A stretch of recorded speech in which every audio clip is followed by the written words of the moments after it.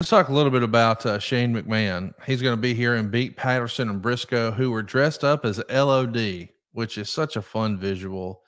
The idea is funny. Shane does a nice leap and a drop kick spot with Patterson, and there's some punching, and well, the crowd dies, and it doesn't look awesome.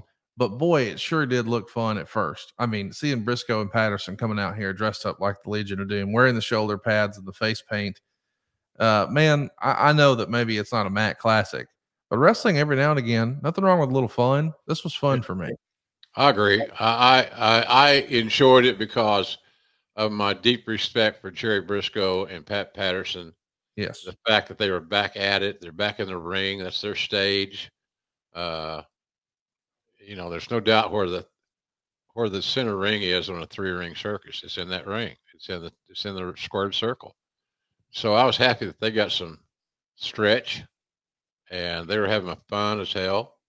And the other thing, they matches like that, and they may be small in content, but they're great to help teach a young green kid like Shane McMahon some of the nuances. And Shane's biggest issue was he tried to work too fast, so you didn't have time for things to register, and that was something that they had to work with him on, because Shane's got one gear. He's a intense, high level athlete, and that was a scenario where working with Patterson and Briscoe couldn't have been any better for Shane.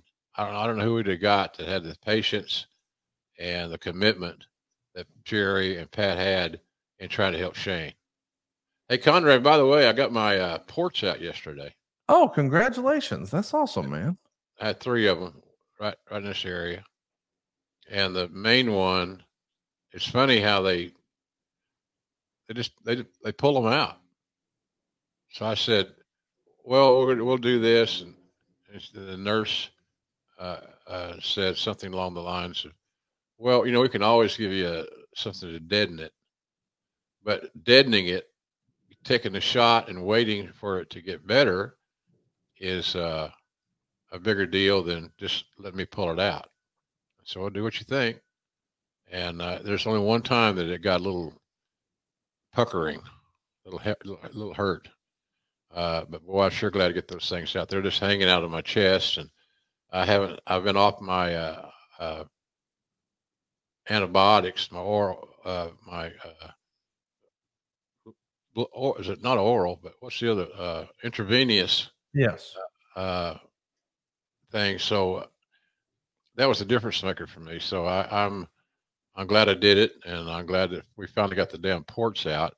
I got 2 or 3 days just to leave it alone and let it heal. But I said this on Twitter.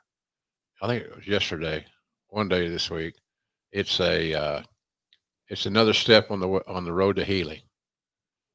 So that's where we are. It's sore today, but I ain't got to screw with it anymore. So slowly but surely, I'm getting better.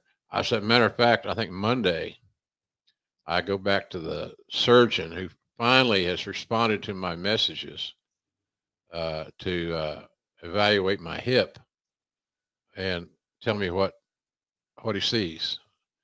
I should have had that information a month ago. But in any event, that's a little medical update. Bottom line, I'm feeling pretty good.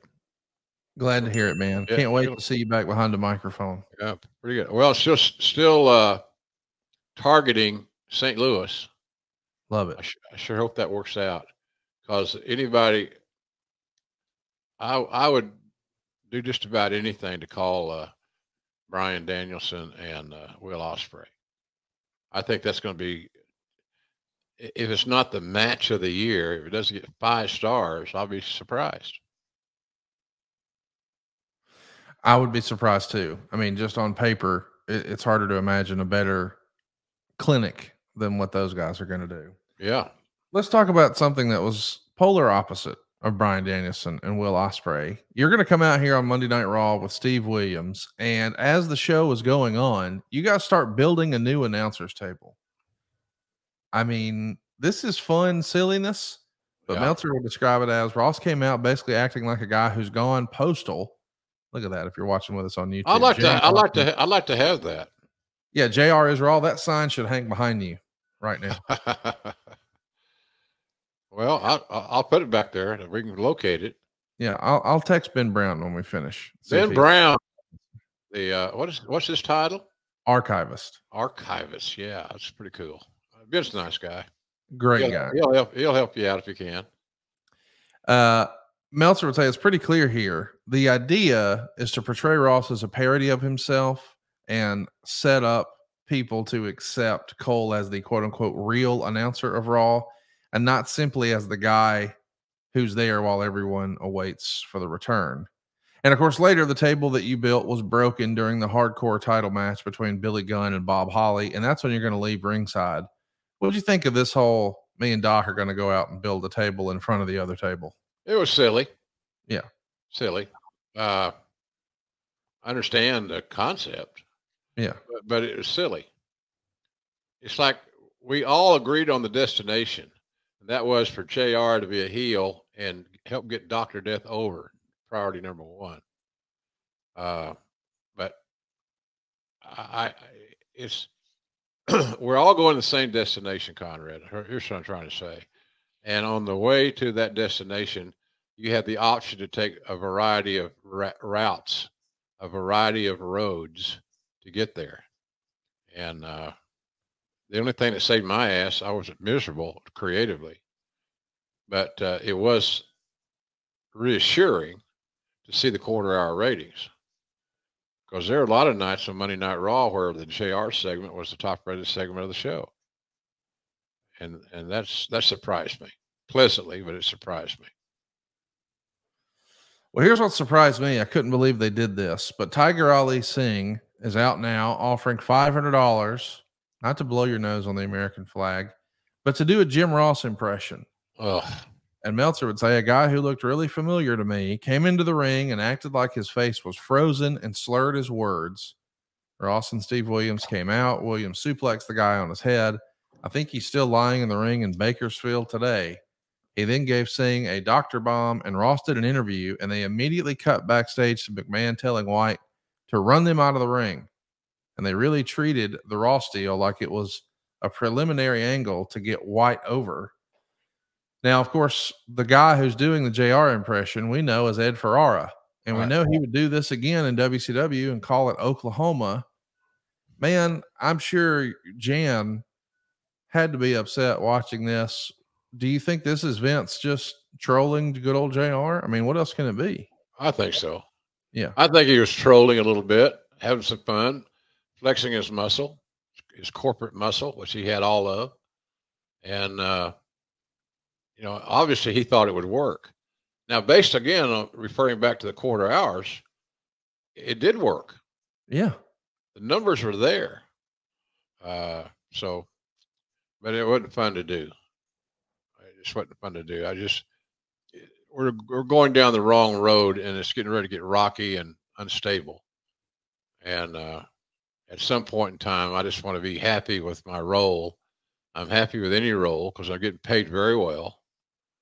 But it's tough to pull off, to be honest with you. I just didn't feel very comfortable with it at all during those times. And there's a lot of folks that are watching our show today, Conrad, that I'm sure have never even seen it. Right. Because of what was that, 99? Yep.